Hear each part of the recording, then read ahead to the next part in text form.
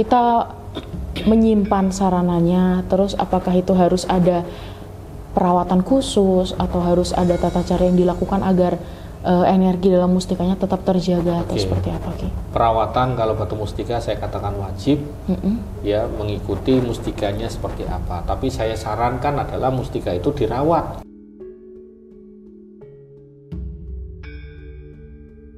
Ngomongin soal energi pengasihan, kewibawaan, karisma, perlindungan, dan energi spiritual lainnya, masih banyak yang percaya kalau batu mustika bukan cuma benda biasa. Katanya kalau dipakai sebagai ageman alias pendamping spiritual dengan cara yang tepat, mustika bisa membantu jadi tameng energi negatif, bahkan memperkuat aura pemiliknya. Tapi ya tidak bisa asal pakai juga. Ada loh cara-cara khusus biar energinya ini menyatu sama diri penggunanya. Nah, di bagian ini kita akan bahas bagaimana cara mengaktifkan mustika, merawatnya, sampai ritual kecil yang bisa kamu lakukan biar manfaatnya maksimal. Dan tentu saja saya ditemani oleh Ki Bagus Wijaya, pakar dan kolektor batu mustika Nusantara. Oke, baik. Terima kasih Mbak. Oke, ini berarti kita bahas mengenai batu mustika ya? Iya, benar. Oke, jadi ada banyak hal yang kita bahas mengenai batu mustika, tentu saja mulai dari awal begitu. Mungkin ada pertanyaan awalnya apa ini? Yang biasanya ditanya oleh banyak orang gitu, Mbak. Karena di sini kita membahas mustika, jadi yang awal Vina tanyakan di sini adalah bagaimana cara memilihnya, Ki? Memilih yang tepat untuk kita. Oke, memilih batu mustika. Kalau saya tanya apakah mereka semua ini yang ada di belakang ini bisa memilih, jawabannya iya. Memilih berarti kan, memilih batu mustika yang tepat adalah pertama lihatlah keperluannya dulu. Tujuanmu apa sih? Mencari batu mustika itu dulu.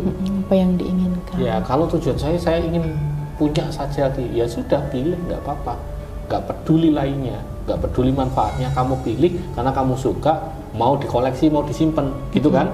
Jadi tujuannya jelas, berarti ini adalah masuk ke ranah kolektor, dia mengkoleksi. Jadi tidak perlu tanya ini energinya seperti apa Ki, kemudian saya bisa nggak merasakan manfaatnya, tidak perlu karena tujuannya mengkoleksi. Oke, pencocokannya nggak perlu di situ. Yang penting sudah cocok secara energi, tidak bertolak belakang, udah simpan. Kemudian ketika memilih batu mustika, nah memilih pertama adalah ada getaran hati yang muncul, Mbak. Biasanya seperti itu. Lihat, saya biasanya ada katalog PDF, kayak flyer atau apa, foto-foto batu mustika saya, ada namanya, ada nama kodamnya, otomatis kan di situ mustika milik siapa nih?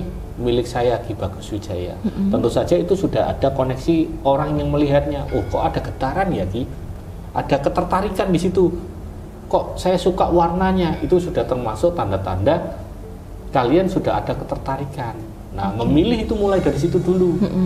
Memilih dari apa ya, pandangan pertama kayak gitu loh Mbak.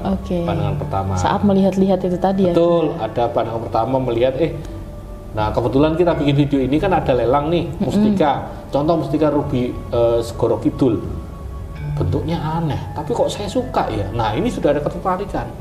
Tinggal menyesuaikan nanti apakah sanggup, apakah cocok. Ya, apakah nanti bisa merawatnya, tanggung jawabnya bagaimana dan lain sebagainya. Gitu. Itu dulu. Nah, ngomong-ngomong cocok nih Ki.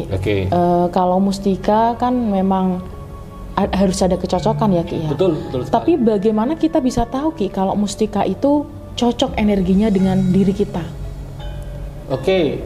Yang paling umum dulu, mustika itu cocok atau tidak. Apa sih yang dirasakan pertama ketika melihatnya, memegangnya atau menyebutkan namanya? Mustika ini ada koneksi batin. Kalau yang dirasakan, saya kok merasa adem ya, di pikiran saya menjadi tenang ketika memegang. Ini mulai dari getaran yang kecil dulu, oh berarti kecocokan yang baik. Tapi ini tidak mutlak, harus dicocokkan melalui proses spiritual.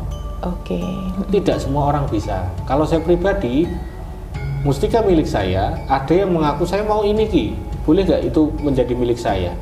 Yang saya cocokkan adalah energi spiritualnya. Dari mana? Alamatnya itu dari nama lengkap, tanggal lahir, weton. Dari penggunanya itu Penggunanya. Jadi kalau ada ada namanya, tanggal lahirnya, tanggal lahir otomatis saya tahu wetonnya. Tapi kalau biasanya kan ada orang yang tanggal lahirnya karangan dari orang tua. Nah, itu dari foto dia. Saya cocokkan dengan mustikanya. Jadi ada dua media nih. Media mustika dan media data diri. Kemudian diritualkan. Ritualnya bagaimana? Melalui kebatinan. Kemudian cocok atau tidak. Nah, ketika cocok itu ada, kalau saya pribadi ada semacam kayak persentase berapa persen sih orang ini cocoknya. Kemudian mustika pasti ada kodamnya. Nah, kodam ini merasa cocok enggak dengan orang ini? Ibaratnya tawar menawar. Ini kamu akan jadi, kamu ikut sama dia, kamu akan bantu dia, kamu cocok enggak? Cocok apa cocok, tidak? ya sudah, Baik. bisa. Kalau enggak ya akan bertolak belakang, nggak akan bisa diteruskan. Oke. Bahaya kalau diteruskan, kalau nggak cocok mustika, Mbak. Oh, nanti ada dampak-dampak. Dampak energi buruk sial, lainnya. energi negatif dan lain sebagainya. Udah saya Oke. jelasin di video Iya. sebelumnya. Kalau untuk mustika, kita sudah menemukan yang cocok, sudah dibantu pencocokan oleh Ki Bagus. Kalau mustikanya sudah berada di tangan kita nih Ki, Oke. itu apakah memang harus ada cara lain misal untuk mengaktifkan agar kita bisa selaras dengan energinya, atau tata cara yang harus kita lakukan seperti apa? Oke, jadi kalau mustika itu sudah dikatakan cocok, ya, berarti kita sebut aja sudah diverifikasi, oh ini cocok untukmu. Nah, ketika mustika ini sudah cocok, kamu dapatkan mustikanya melalui ijazah, pemaharan, itu harus ada aktivasi, menyelaraskan energi dari orang ke media sarananya. Nah, kalau saya pribadi, biasanya saya suruh untuk proses mandi ritual. Mandinya 1 kali, ya untuk membuka kunci agar energinya bisa menyatu dengan mustikanya. Mandi aktivasi pakai garam yang sudah saya doakan. Atau langsung dengan saya, video call, atau dengan tatap muka, ya. Kemudian ada media air putih, dan air putihnya nanti diminum ketika sudah didoakan. Itu untuk seperti membuka segel untuk energinya bisa selaras. Ada juga beberapa kasus klien saya orangnya sibuk, bisa nggak diaktifkan langsung? Bisa, asalkan saya menerima persetujuan dari misalkan sampean sudah mengizinkan, kita tolong langsung aktifkan ya dengan diri saya, bisa. Okay. Tentu saja kan saya sudah punya data panjenengan, nama lengkap, tanggal lahir, weton, foto, itu yang saya cocokkan. Seperti itu. Jadi sudah ada izin untuk minta tolong mengaktifkan langsung begitu. Betul. Ya Ki ya? Karena klien saya kan ada orang yang super sibuk, ya maklum kan, orang-orang tinggi ya kan, Iya, mereka nggak ada waktu untuk mandi aktivasi atau bahkan semacam apa Oke. Lalu kalau setelah kita melakukan aktivasi yang sesuai dengan tata cara yang ditentukan tadi, untuk menggunakan setelahnya bagaimana Ki? Ada tata caranya lagi. Ya, kalau saya pribadi, saya ajarkan kepada murid saya, klien saya adalah, ya mustika ini tinggal dipakai aja semacam sarana spiritual. Ya dipakai semacam aksesoris, kalung, cincin, kemudian boleh disimpan di rumah, pemakaiannya. Kemudian juga ada buku panduan atau bahkan langsung dari saya, saran-saran yang harus dilakukan. Itu ada cara menggunakannya berbeda setiap orangnya.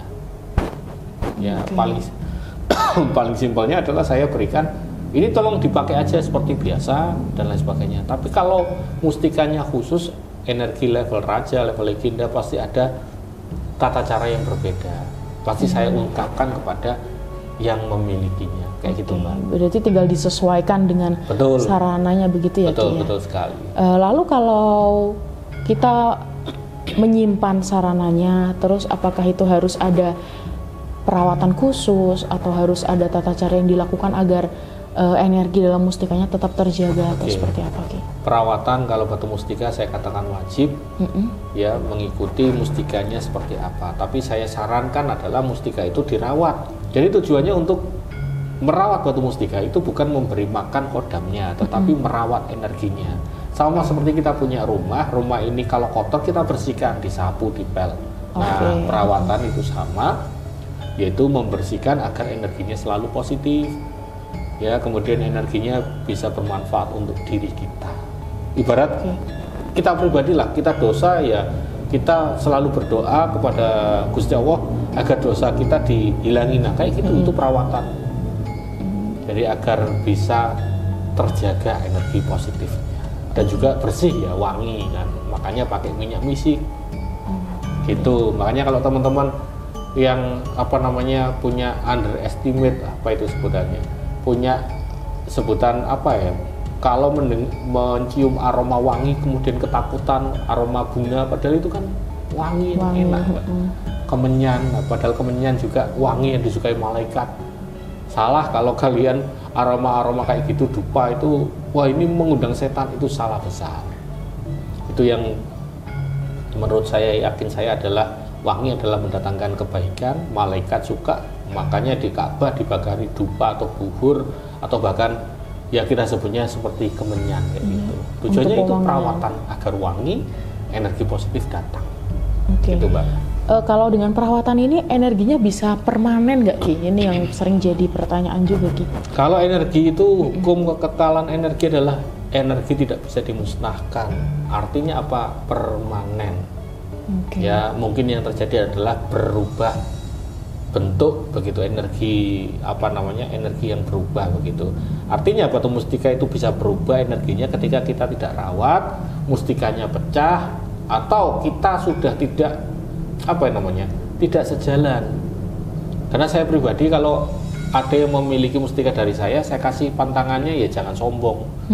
Nah, kalau mustikanya positif dibuat untuk hal yang negatif, yang terjadi mustikanya tidak akan selaras, nggak permanen di situ, energinya pasti akan hilang. Seperti itu, Mbak.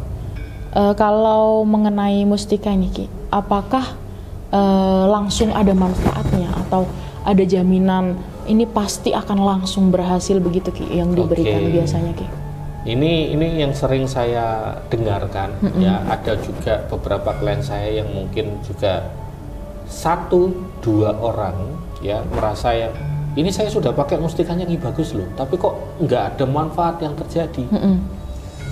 Kemudian kita flashback ke depan, ya ke depan tadi. Pertanyaan sampean apa yang paling pertama tadi? Bagaimana mencocokkan mustika? Iya, cara memilihnya. Tujuannya apa untuk mendapatkan mustika? Nah, kalau tujuannya adalah untuk suka saja, maka ya jangan harap apakah ini manfaatnya bisa dirasakan atau tidak. Kalau tujuannya adalah untuk merasakan manfaat, ya niatkan. Mencari sarana ini bukan mencari jalan pintas, tetapi sebagai wasilah perantara. Batu mustika energinya sekuat apapun, kalau kita meyakini mustika ini pasti berhasil, wah itu salah arah, Mbak. Itu akan salah arah, karena mustika sebagai alat saja membantu kita agar rezeki lancar. Ya sudah, mustika akan bekerja membuat diri kita ya menjadi semangat, percaya diri, sehingga kerja itu bisa gampang. Tiba-tiba ada keberuntungan, rezeki datang.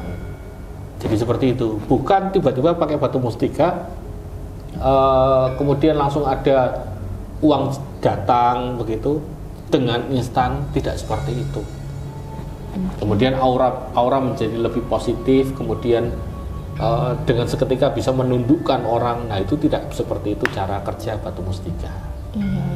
Karena kadang memang banyak sekali yang salah kaprah apakah dengan menggunakan mustika itu nanti langsung bisa kaya, mendatangkan uang begitu. Itu juga yang perlu digarisbawahi ya. Gini aja, saya kasih contoh aja, Mbak. Orang yang bisa merasakan energi itu dikira orang itu bisa merasakan manfaat gitu ya. Oke, ini di depan saya kan ada kotak nih, ada satu batu mustika udah tak siapin. Ini mustikanya pasti ada energinya, dan sampean orang awam ya. Ini di depan saya Mbak Vina, dia tidak pernah menggunakan sarana spiritual, tapi mungkin dia bisa merasakan energi. Ya, coba tangan sampean begini. Ini adalah salah satu batu mustika, ya. Kemudian saya letakkan di cawan kecil, gini aja. ya, kemudian energinya saya booster, seret gini ya. Nah, tolong katakan dengan jujur apa yang sampean rasakan. Ada getaran kah, energi hangat atau dingin atau apa begitu?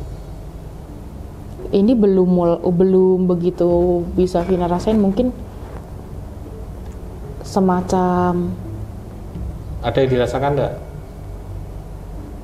kayak mengalir begitu sih. Ada mengalir gitu iya. kan? Oke.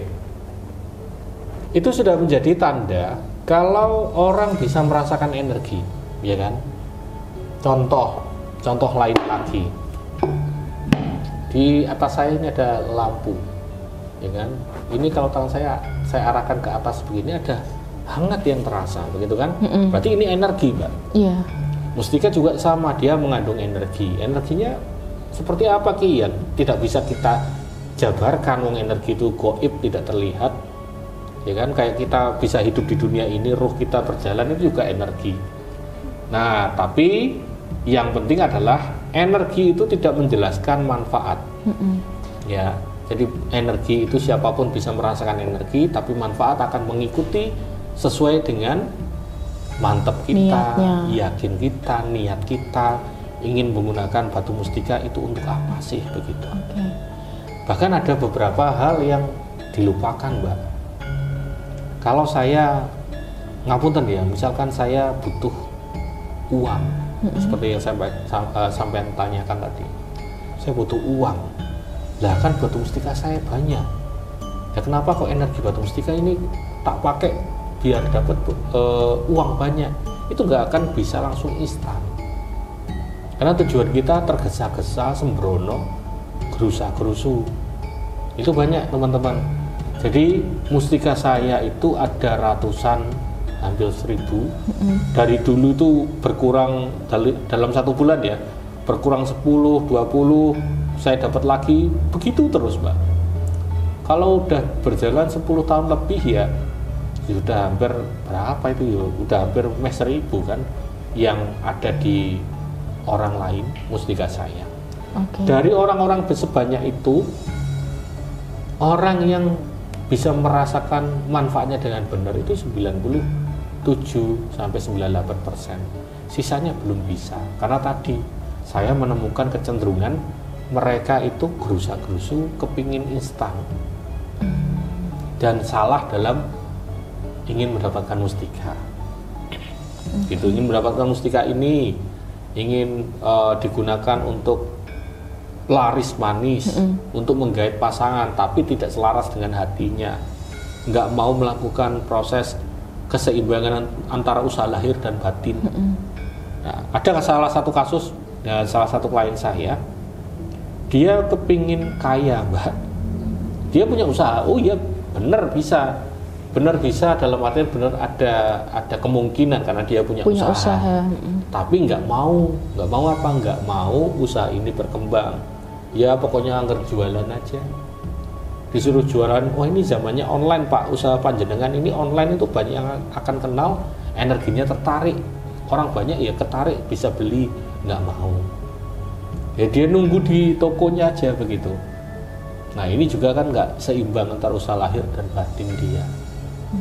Gitu. Ada juga yang menggunakan, saya ingat itu mustika Semar Mesem untuk menggait pasangan dia, tapi dia nggak mau menemui pasangan, nunggu aja dari jauh, ya nggak akan datang. Karena mustika jaranku yang Semar Mesem itu untuk pemikat. Ketika saya ketemu, misalkan sampai perempuan, saya laki-laki, saya pakai, ya energi saya berubah, aura saya berubah, memikat, baru ada keterikatan. Harus bertemu ya, berarti ya? Iya harus bertemu lah, dia nggak mau bertemu dari jauh kok. Nah itu juga yang menyebabkan manfaat tidak akan terjadi. Tidak bisa dirasakan tadi ya? Betul. Berarti juga tetap harus diperhatikan dan perlu digarisbawahi dalam menggunakan mustika, tetap harus ada usaha-usaha yang harus dilakukan ya Ki? Iya betul sekali. Itu karena mustika kan sebagai alat atau wasilah saja, perantara, semacam itu. Tapi misalnya Ki ada kasus di tengah jalan ini, ada klien yang sudah memaharkan terus merasa tidak bisa merasakan manfaatnya begitu. Biasanya Ki Bagus, apa yang Ki Bagus lakukan untuk menanggapi atau Oke. membimbing klien tersebut? Sebenarnya ini kecenderungan manusia sih, Pak. Manusia. Saya sebutnya ya tidak semua manusia ya.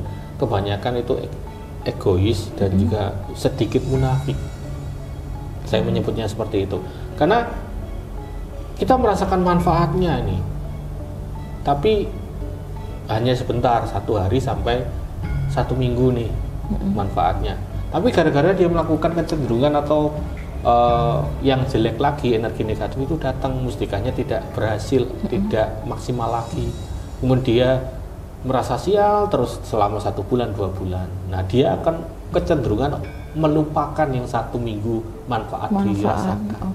Ngomongnya, saya nggak pernah merasakan manfaatnya sama sekali, padahal sudah, gitu kan? Atau contohnya ya hubungan relationship ya, berbuat baik terus-terusan itu akan luntur ketika orang itu berbuat salah 1 kali, ya kan? Oh iya. Akan melupakan, kamu udah apa yang kamu lakukan salah, padahal sebelumnya kan baik-baik terus. Gitu. Nah, semacam itu. Kalau saya pribadi ada klien saya yang merasa kok energinya nggak bisa dirasakan, manfaatnya nggak bisa dirasakan. Ya saya flashback lagi melalui melalui yang pernah disampaikan sama saya kan, kalau chat WA kan ada historinya. Saya nggak pernah hapus di situ. Dulu panjenengan sudah pernah merasakan manfaatnya, Pak. Lah ini kok berubah, berarti ada yang dirubah dari diri panjenengan. Saya suruh untuk introspeksi apa yang salah, yang dilakukan balik, yang jelek-jelek apa. Itu tak flashback lagi. Kemudian andai kata kok belum nemu, pasti saya kasih solusi. Mustikanya, mustikanya bawa sini, saya tukar dengan mustika baru yang lebih bagus. Gitu. Ya akhirnya bisa merasakan manfaatnya gitu, Mbak. Dan banyak solusi lainnya. Jadi tidak perlu khawatir, kalau memang butuh solusi saya bantu mencarikan solusi yang sesuai begitu. Baik. Jadi selain dari kecocokan energi, terus juga niat dari dalam diri dan yang beberapa Ki Bagus sebutkan tadi, yang membuat kita tidak bisa merasakan manfaatnya itu, apakah ada pantangan yang Ki Bagus berikan tersendiri Ki yang mungkin dilanggar begitu? Biasanya memberikan pantangan nggak? Pantangan sebenarnya saya tidak pernah membuat pantangan yang nyeleneh loh, Mbak. Jadi mustika saya itu boleh dibawa kemana-mana. Membawa mustika saya misal terbawa ke kamar mandi tidak masalah, karena sudah saya kunci energinya. Terbawa ke tempat keramat nggak masalah, melalui lautan ya nggak masalah, pergi keliling dunia pun nggak masalah. Satu yang saya sarankan kepada para pemilik mustika dari saya, biasanya yo ojo sombong itu, jaga itu. Misalkan ya ada bos besar yang kebiasaannya adalah party, minum-minuman sama kolega begitu kan, itu udah budaya mereka. Saya nggak bisa larang, ya nggak apa-apa.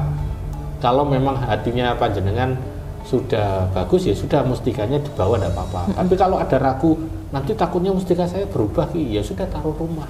Saya nggak kasih pantangan yang nyeleneh. Cukup kalau niatnya sudah baik, ya sudah itu bawa. Yang penting jangan sombong. Berarti itu tidak ada pantangan yang memberatkan penggunanya ya, Ki. Jadi itu yang biasanya merubah mustika itu jadi nggak bisa bermanfaat atau berubah jadi negatif, ya orangnya sendiri yang menggunakannya. Tambahan nih Ki, terakhir. Monggo. Saran dari Ki Bagus Wijaya untuk pemirsa di luar sana yang mungkin ingin memilih atau ingin menggunakan atau mempunyai niat dan rencana ingin menggunakan sarana spiritual sebagai wasilah perantara. Sarannya apa kalau dari Ki Bagus? Kalau saran dari saya mulai dari depan ya, dari awal, mencari mustika tentukan ya 2 ya. Mau cari sebagai koleksi atau jadi sarana wasilah perantara. Nah, kalau mau jadi koleksi, pilihlah yang sesuai. Bagus ya sudah pilih, kuat memilikinya ya ambil aja.